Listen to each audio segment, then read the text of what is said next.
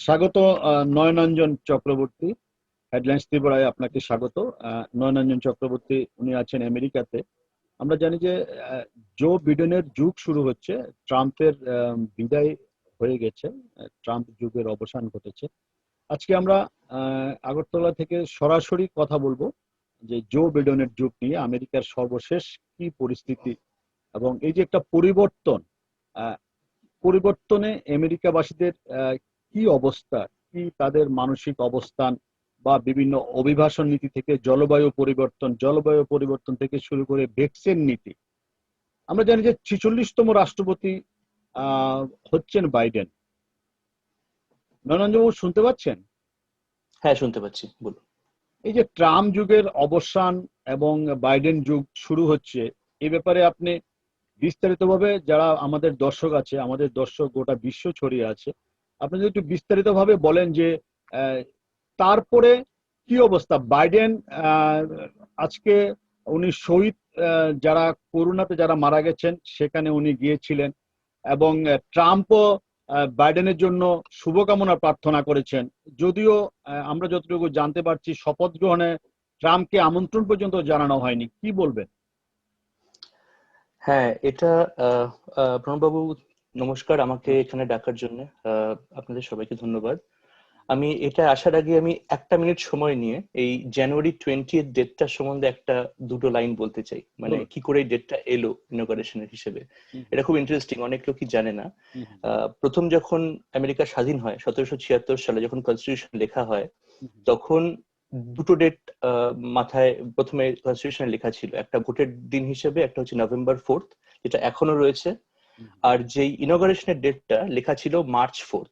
এই যে 4 মাসের একটা গ্যাপ ছিল, এই 4 মাসটা হ্যান্ড ওভার পিরিয়ড ধরা হতো, যেটা এখন কমে জানুয়ারি 20 এসছে। কেন তখন 4 মাস ছিল? কারণ তখন এই কমিউনিকেশনটা, মানে কমিউনিকেশন গ্যাপ এত সময় লাগতো, কারণ তখন এত উন্নত প্রযুক্তি ছিল না। ফলে ইনফ্যাক্ট ঘোড়ার গাড়িতে করে দস্তাবেজ দপ্তর টু দপ্তর যেত।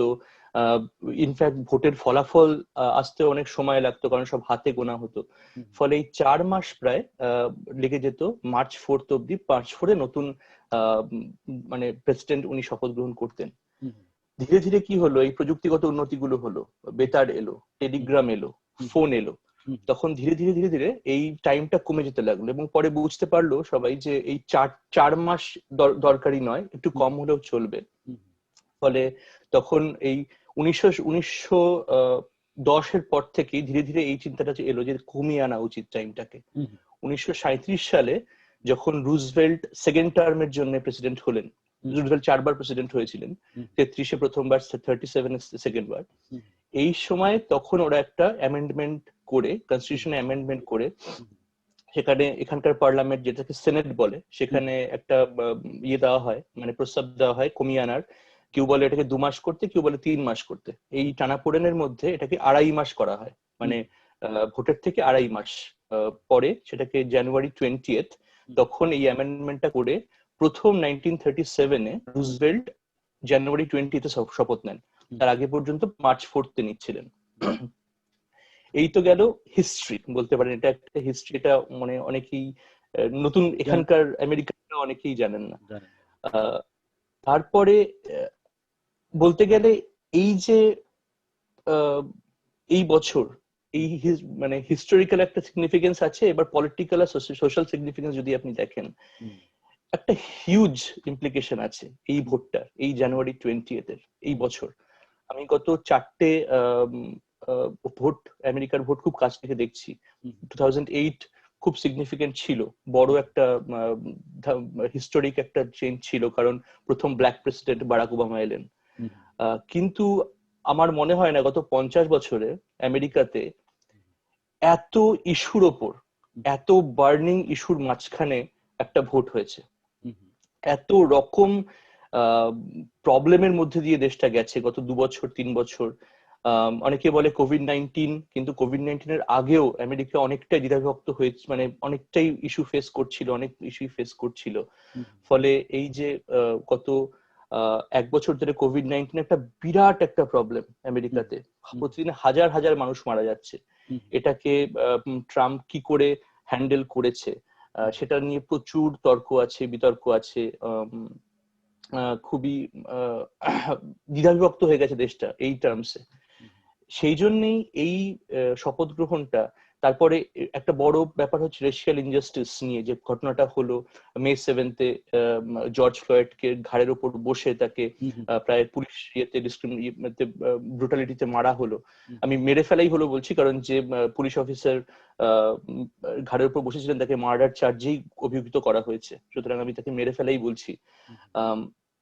তো এই তারপরে যে পুরো পৃথিবী জুড়ে একটা আপ্রোর হলো এই ব্ল্যাক লাইভস ম্যাটার মুভমেন্ট, এই দুটো সবচেয়ে বড় মানে কনসার্ন ছিল, সবচেয়ে বড় ইস্যু যে দুটোর উপর আমেরিকায় ভোট হয়েছে।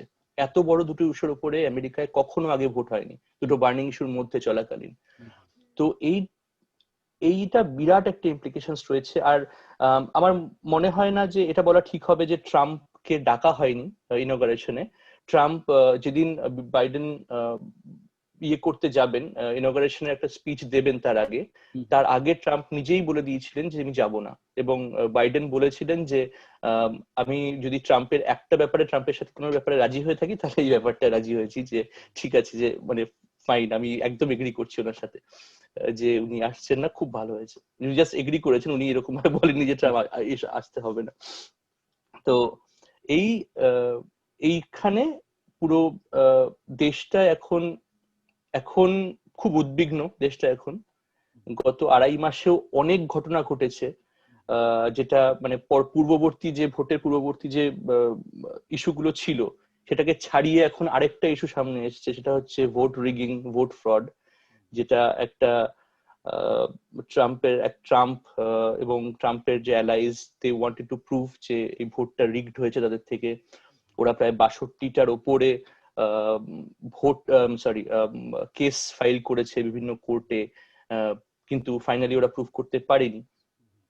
তার যে ক্লাইম্যাক্স আপনারা দেখেছেন অক্টোবর 6-এ যেটা হয়েছে, সবাই মার্চ করে এখানকার যে সেনেট, যে ক্যাপিটাল হল, এখানে ঢুকে দরজা জানলা ভেঙে দে প্রটেস্টেড। তো এটার জন্যই এখন সবাই খুব উদ্বিগ্ন। ইভেন এফবিআই ডিরেক্টর থেকে শুরু করে সবাই এখানে বলেছেন যে একটা বড় প্রোটেস্ট হতে পারে সব জায়গায়, শুধু ডিসিতে নয়। এই যে 50টা স্টেট আছে, 50টা স্টেটে যে ক্যাপিটাল গুলো আছে, বিশেষ করে যেগুলো রিপাবলিকান স্টেট আছে, সেই সব জায়গাগুলোতে বড় আর্ম প্রোটেস্ট হতে পারে। আর এখানে সবচেয়ে বড় ভয়ের কথা হচ্ছে, এখানে মোটামুটি সবাই আপনার প্রায় 70% মাসের কাছে গান আছে, দে ক্যারি দ্য আর্মস লিগালি। ফলে সেইখানে দাঁড়িয়ে একটা, তার সাথে যে 25,000 প্রায় ন্যাশনাল গার্ড ডিসিতে মোতায়েন করা হয়েছে, তাদের সাথে যদি একটু কোন রকম সম্মুখ সমর বা কিছু একটা প্রটেস্ট তৈরি হয় যেটা হাতাহাতি বা মানে গান ভায়োলেন্সে যায়, এটা খুবই উদ্বেগের ব্যাপার। এখানে আমি ডিসির খুব আশেপাশেই ছিলাম, প্রায় 3 বছর আমি একদম ডিসির সাবার্বসে থেকেছি। আমরা প্রায় অনেক উইকেন্ডে ডিসি যেতাম ঘুরতে, ক্যাপিটাল হল আমরা প্রচুর ঘুরেছি, ওখানে সামনে মাঠে পিকনিক করেছি, মিউজিয়াম গুলোতে গেছি। কিন্তু আমি যে টিভিতে যা দেখছি এখন ডিসির অবস্থা, কিছু চিত্র, এই জিনিস আমি কখনো ভাবিনি যে ডিসিতে এরকম হবে। এত পুলিশ, মানে মনে হচ্ছে একটা যুদ্ধক্ষেত্র। একটা জিনিস যে এত বিতর্ক ট্রাম্পকে ঘিরে, তাহলে দেখা যাচ্ছে ট্রাম্পের তো জনপ্রিয়তা অনেকটাই রয়েছে। ট্রাম্পের তো নির্বাচনে যে খুব একটা বেশি ব্যবধানে যে হেরেছে তাও নয়। তো ট্রাম্পকে ঘিরে এত বিতর্ক, ট্রাম্পকে অনেকে অনেকভাবে আখ্যায়িত করছেন, ওনার মানসিক অবস্থা নিয়ে অনেকে বলছেন। আমরা দেখেছি মাস্ক পরেননি, ইলেকশন ক্যাম্পেইন করেছেন, তারপরও কেন ওনার এত জনপ্রিয়তা গোটা আমেরিকা জুড়ে? এখন ব্যাপারটা হচ্ছে আমেরিকা খুব ডিভাইডেড হয়ে গেছে। যে কোনো ইস্যুতে একটা কান্ট্রি প্রচন্ড ডিভাইড হয়ে গেছে। এই দেশে প্রায় 61% ওপর রয়েছে আপনার হোয়াইট পপুলেশন, 13-14% রয়েছে ব্ল্যাক পপুলেশন, আর বাকিরা মেক্সিকান থেকে শুরু করে ল্যাটিনো বা অন্যান্য এশিয়ান এরা রয়েছেন। এই 61% যে হোয়াইট ভোটের একটা বড় অংশ এখনো ট্রাম্পকে ভীষণভাবে বিশ্বাস করেন। কারণ ট্রাম্প কিন্তু একটা কাজ করেছিল, যে ওর একটা পার্টিকুলার ন্যারেটিভ ছিল আসার পর থেকে। সেই ন্যারেটিভ কারো ভালো লাগুক বা খারাপ লাগুক, হি স্টাক উইথ দোজ ন্যারেটিভস, মানে যাই হোক না কেন আমি এখানকার জব ফেরত আনবো। এটা কতদূর করতে পেরেছে পারেনি সেগুলো বিতর্কিত বিষয়, কিন্তু ও একটা কথা বলে মানুষের মনে এই ধারণাটা তৈরি করে দিতে পেরেছে, প্রচুর মানুষের মনে, যে আমি তোমার পাশে আছি, মানে আমি আমেরিকার জন্য লড়বো, এরকম একটা ন্যারেটিভ আছে। সেটা কতটা ঠিক বা ভুল ফাইনালি কতটা করেছে বা করেনি সেটা নিয়ে বিতর্ক থাকতে পারে। বলে বলে মানুষের মনে কিন্তু, এবং করে হচ্ছে কিছুটা, মানে ওর সময় তো ইকোনমি ভীষণ বুম করেছিল ট্রাম্পের সময়, প্রথম 2 বছর 3 বছর, মানে আনটিল কোভিড-19 হিট আমেরিকা।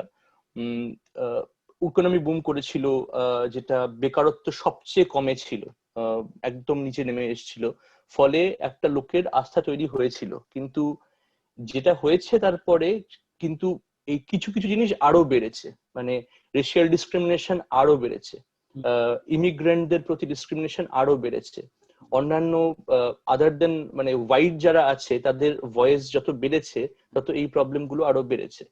ফলে একটা ভীষণ ঠিক বা ভুলের যে একটা মাপকাঠি থাকে মানুষের, একটা থাকে মোরালি যেটা ঠিক বা ভুলের মাপকাঠি, সেই জায়গাটায় ট্রাম্পকে অনেকেই পছন্দ করেননি, খুব ইয়ে করেননি, কারণ উনি যে স্টেপ গুলো নিয়েছেন অনেক সময় এই ইয়েগুলো করতে গিয়ে, এই স্টেপ মানে হয়তো ফাইন্যান্সিয়াল কোনো একটা ডিসিশন নিয়েছেন, পলিটিক্যাল কোনো ডিসিশন নিয়েছেন, সেগুলো সবসময় একটা পার্টিকুলার ইয়েকে মাথায় রেখে, গোষ্ঠীকে মাথায় রেখে।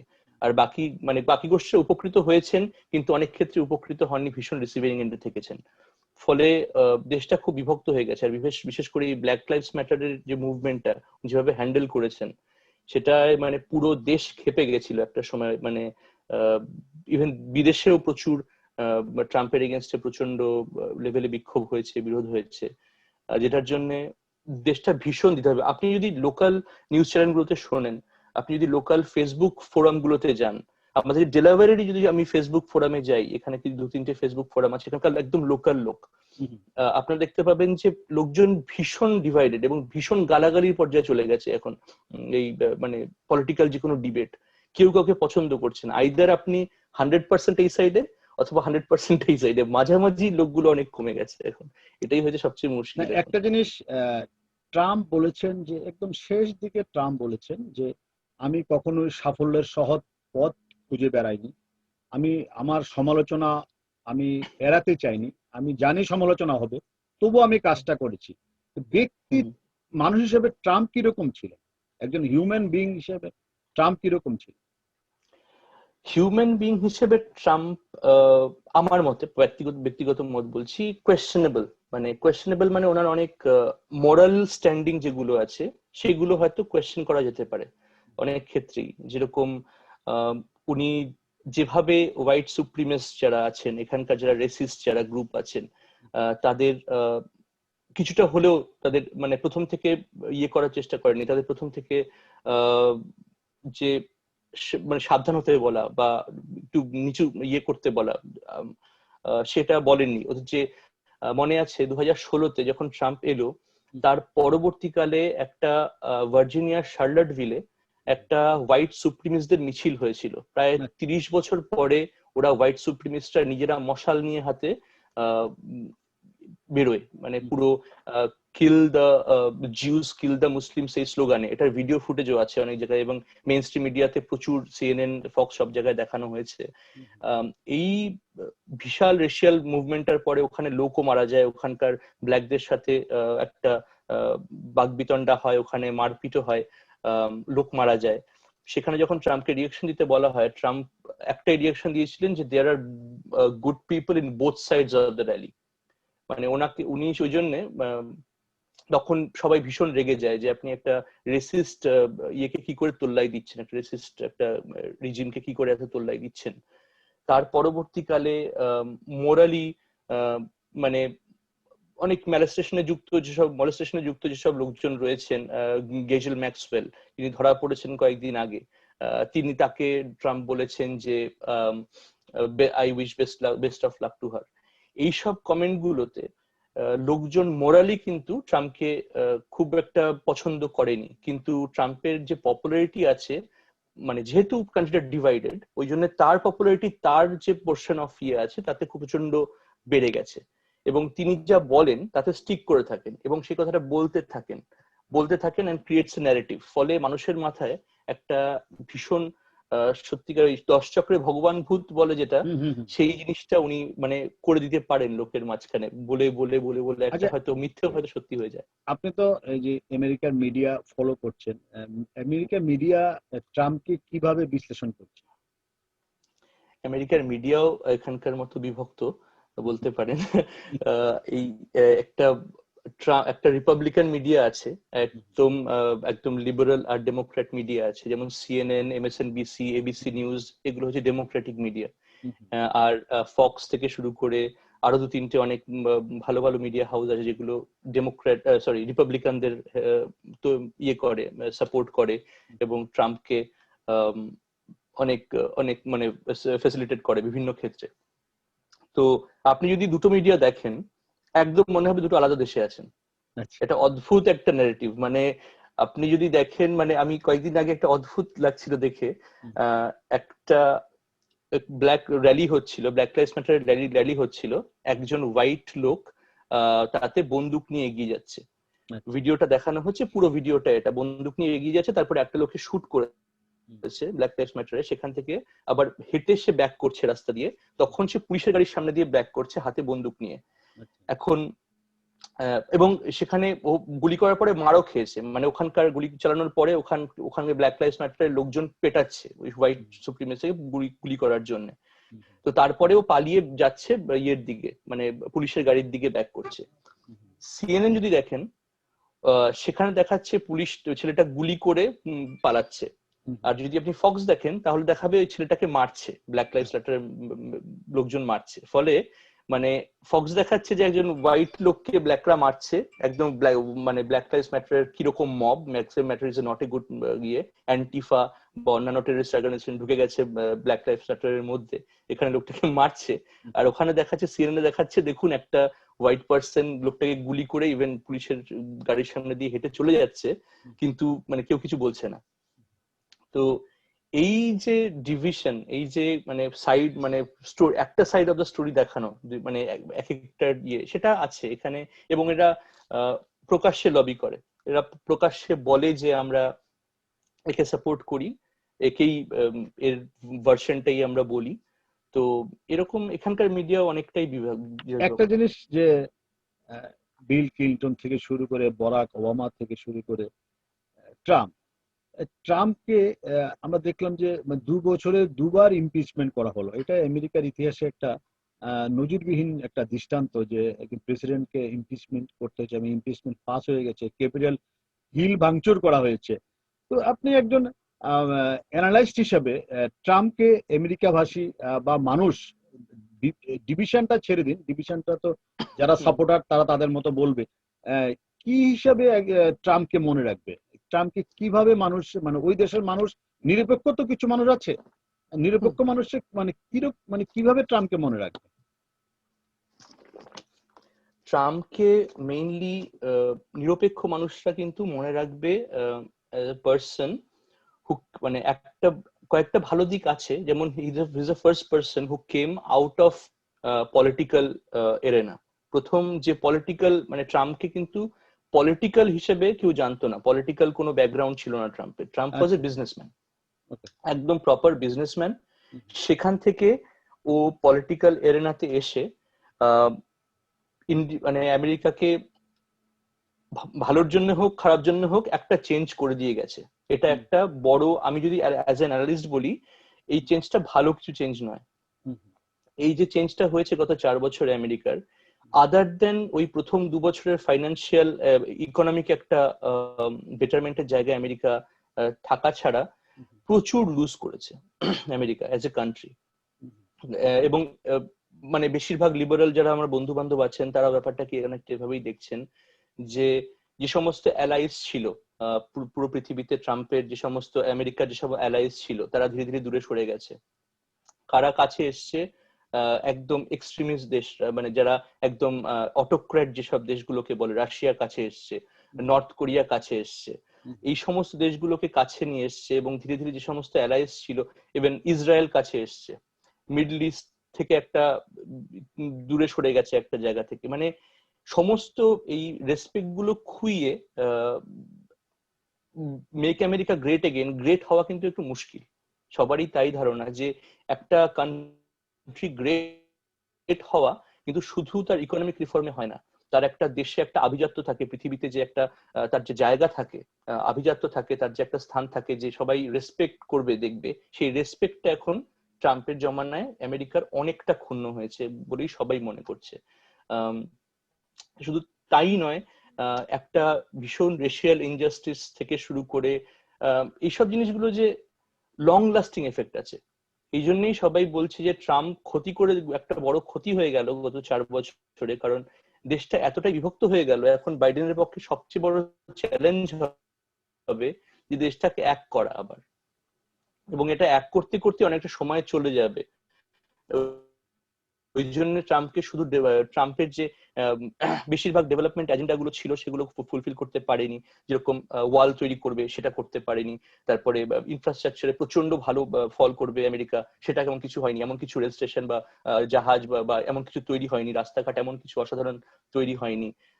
যেসব মেইন ইস্যুগুলো ছিল তখনকার দিনে, যেগুলো ইনঅগারেশনে ট্রাম্প নিজে বলে এসেছিলেন, সেগুলো এমন কিছু ফুলফিল করতে পারেনি, খুব বেশি, হার্ডলি মানে 10% ফুলফিল করতে পারেনি। ট্রাম্প সেই একদম, জন্য ট্রাম্প শেষ দিকে সে গত দুদিন ধরে বলছেন যে আমি খুব কঠিন লড়াই করেছি এবং আমার সময়, উনি কোট আনকোট বলছেন আমার সময় কোনো যুদ্ধ হয়নি।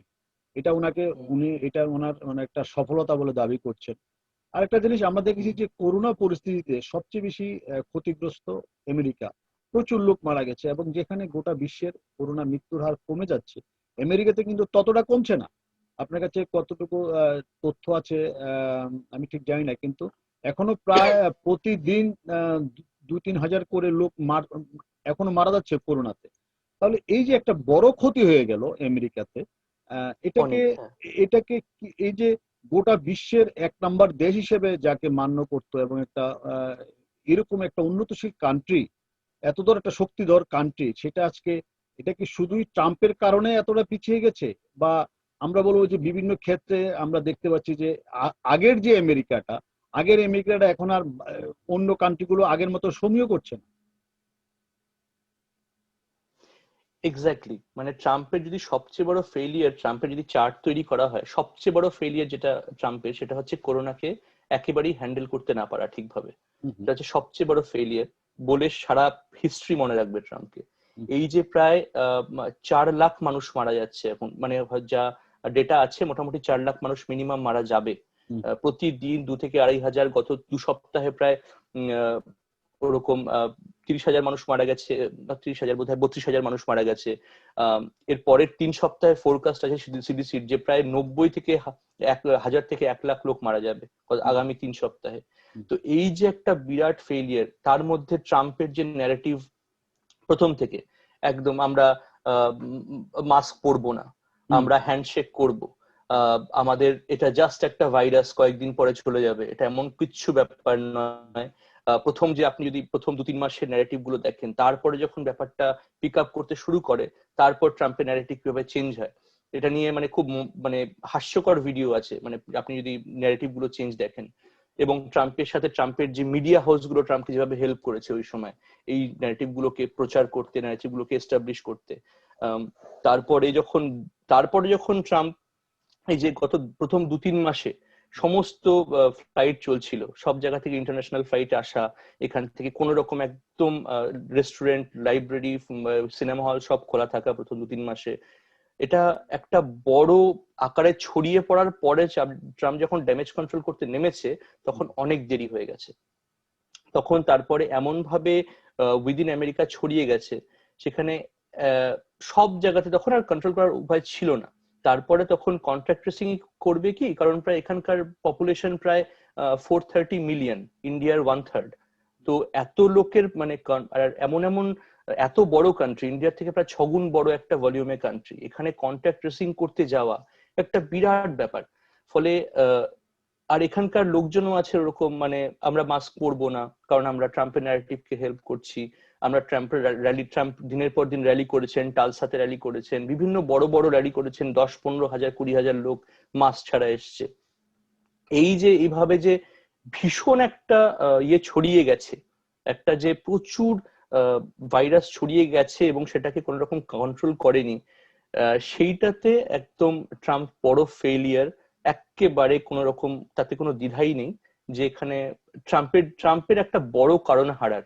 ইনফ্যাক্ট ট্রাম্প লোকাল একদম খুব কাছের লোকজনদের, ট্রাম্পের জামাই ছিলেন হচ্ছে জেয়ার্ড কুশনার, যে ইভাঙ্কা ট্রাম্পের বর, উনি ছিলেন হচ্ছে এই যে ট্রাম্পের যে টাস্ক ফোর্সটা, যে government response to the COVID-19 যে কমিটিটা ছিল, তার চিফ।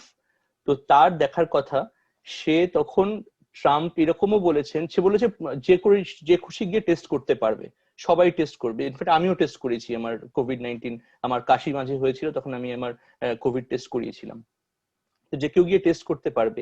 এই যে টেস্টিং এর এত লোকের বেরিয়েছে, সবাই টেস্ট যখন করতে পারবে, যখন সবাইকে দিয়ে দিয়েছে এই ছাড়টা, ট্রাম্প এটা পছন্দ হয়নি। ট্রাম্প জিয়ার কুশনারকে গিয়ে পরিষ্কার বলেছেন, তোমার এই ডিসিশনটার জন্য আমি বোধহয় আজকে হেরে যাব।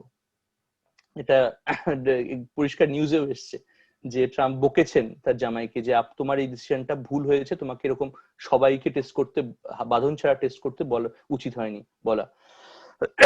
ফলে এই যে প্রচুর লোক এই হয়ে, মানে এখন একটা ভয়ানক পরিস্থিতি আমেরিকাতে, এবং সেটা ঠিক হতে আরো হয়তো, এবং বিডেনকে এখন বড় একটা স্টেপ নিতে হবে এটার জন্য। বিডেন তো প্রথম 100 দিনের কিছু স্টেপস নিচ্ছেন।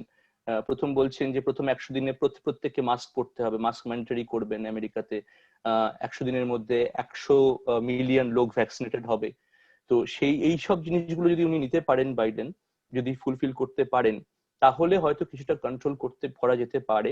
না হলে কিন্তু এই যে মারণ ব্যাধিটাকে কন্ট্রোল করা খুব মুশকিল। এত অস্বাভাবিক লেভেলে এটা বেড়ে গেছে এখন, এটা ভয়ানক। বাইডেন লিডার হিসেবে কিরকম, একজন মানুষ হিসেবে কিরকম বাইডেন? মানুষ হিসেবে অনেক ভালো। মানুষ হিসেবে ইভেন প্রাক্তন প্রেসিডেন্ট বারাক ওবামা পর্যন্ত বলেছেন বারবার করে যে বাইডেন আমার পাশে ছিল বলে আমার 8 বছর একটু ইজি ছিল।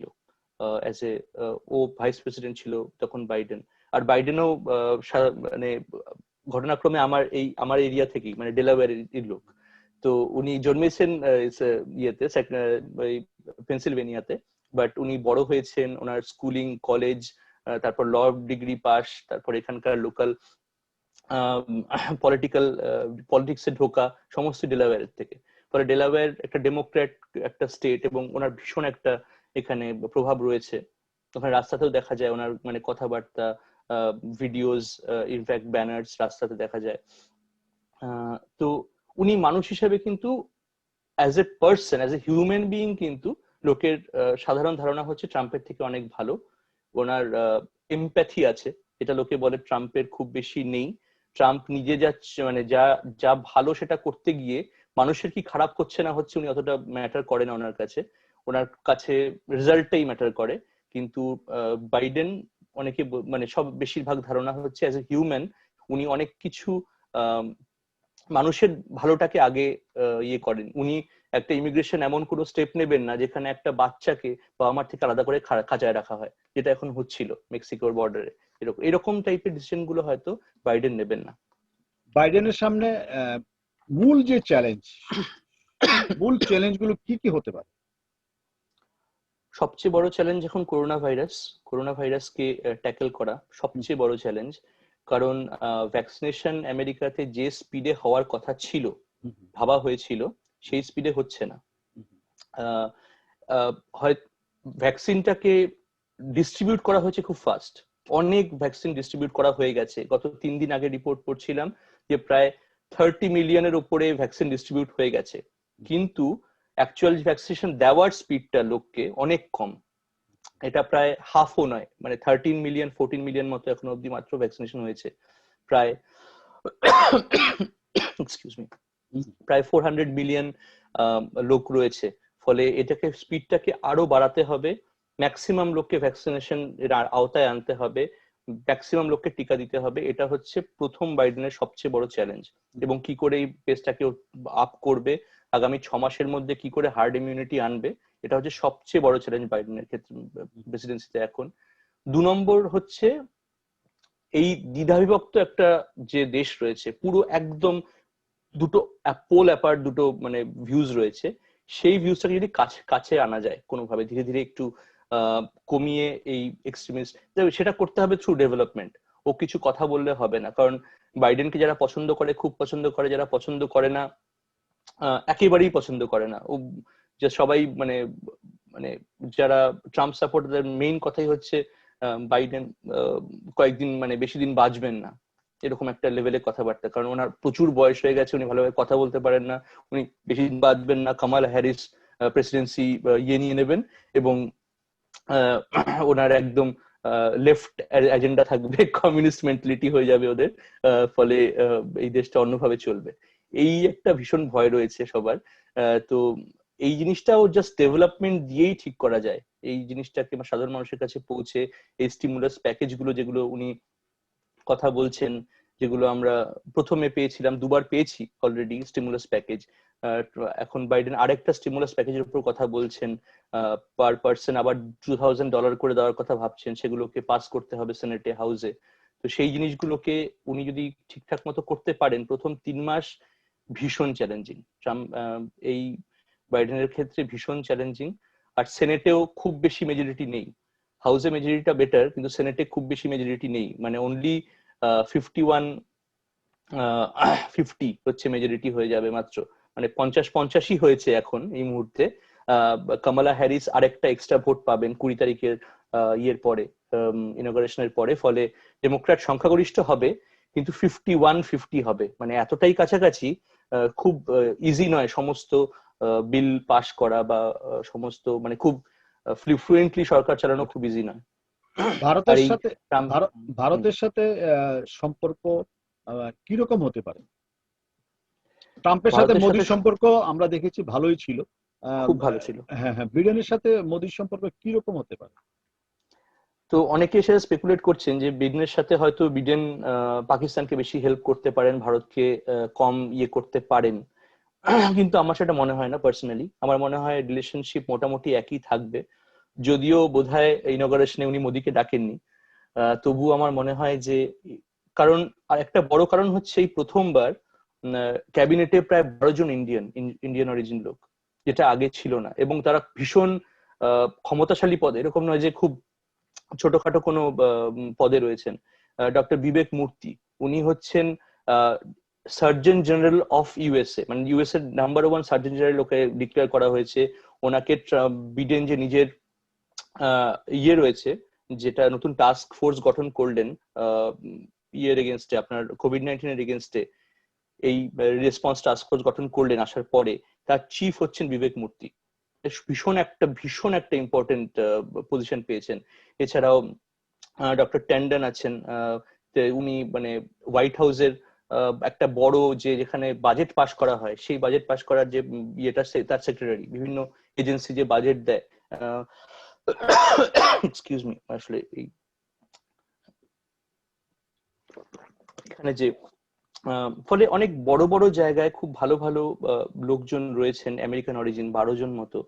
আর যত বেশি লোক ক্যাবিনেটে ইন্ডিয়ান থাকবেন, আমার মনে হয় পলিসি গুলো অনেক বেশি ইন্ডিয়ান ওরিয়েন্ট, মানে ইন্ডিয়াকে মাথায় রেখে হবে আমার মনে হয় সেটা।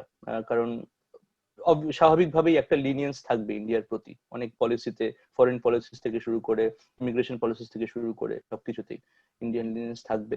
তবে দেখা যাক, এখন অব্দি 100% তো বলা যায় না। আমাদের আলোচনা একদম শেষ দিকে, জাস্ট দুটো সিগনিফিক্যান্ট স্টেপ বিডেনের ইনিশিয়ালি, সেটা হলো আমরা যা জানতে পারছি যে মুসলিমদের আবার এন্ট্রি দেওয়া হচ্ছে, 2 শপথ গ্রহণে মোদিকে আমন্ত্রণ না জানানো, সেটা কি কোথাও কি মনে হচ্ছে যে যে শক্তিটা ভারত বিরোধী বা পাকিস্তান পন্থী যে শক্তিটা ছিল, তাদের দিকে কিছুটা হলো প্রাথমিকভাবে ঝুঁকে রয়েছে Biden? It's too early to say. মানে আমার মনে হয় না এই জাস্ট এই স্টেটমেন্ট দুটোর জন্য ভারত বা বিরোধী বা পাকিস্তান বা মানে ভারত বিরোধী যেসব শক্তি আছে তাদের বিডেন তোল্লাই দিচ্ছে এটা মনে করা ঠিক হবে। পলিসিগুলো ভীষণ ইম্পর্টেন্ট, ফরেন পলিসিগুলো যেটা এখনো কিছুই নেওয়া হয়নি, হয়তো প্রথম 3 মাসে যে ফরেন পলিসিজ সেগুলো ম্যাচিওর করবে সেগুলো বলা যাবে। কিন্তু আমি যতদূর দেখেছি, হ্যাঁ, ট্রাম্প যেভাবে ভারতকে হেল্প করতো সেই লেভেলে হয়তো হেল্প হবে না, কারণ ট্রাম্প আর মোদির যে পার্সোনাল রিলেশনটা ছিল ওটা ভালো ছিল অনেক। বিডেন যেহেতু ডাকেননি ইনগরেশনে, বোঝাই যায় অতটা ভালো নয় রিলেশনটা ফর শিওর। এখন এইসব পলিসিগুলো তো বেশিরভাগই অনেক আমলা বা ব্যুরোক্র্যাট থেকে শুরু করে অনেকে ক্যাবিনেট মেম্বার থেকে শুরু করে সবাই ভোটিং এর মাধ্যমে হয়। ফলে শুধু বিডেন কি ভাবছেন বা বিডেনের কয়েকজন মানে খুব ক্লোজ সার্কিট কি ভাবছে তাতে হবে না। পলিসিগুলোকে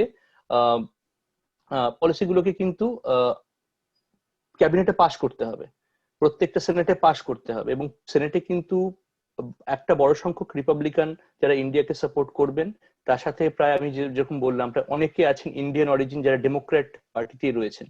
ফলে আমার মনে হয় যে এই যে পাশগুলো মানে পলিসিগুলো হবে সেগুলো হয়তো ট্রাম্প যে সময় ছিলেন তার মতো অত ভালো না হলেও, ট্রাম্পের সাথে আমরা ইমরান খানকেও হোয়াইট হাউসে চা খেতে দেখেছি, পলিসি ডিক্লেয়ার করে দেখেছি।